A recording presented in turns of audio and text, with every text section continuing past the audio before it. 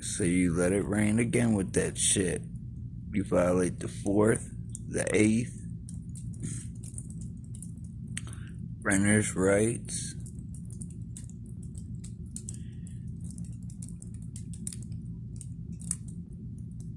And then whatever chemical this is that you're letting it rain down, I'm sure it's a biohazard.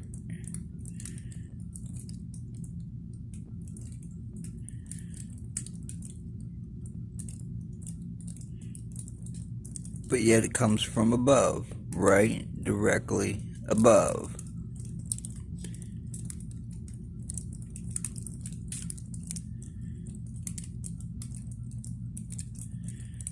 I can have this blanket at one place and it not make a sound, but here, it always sounds like it's raining on it.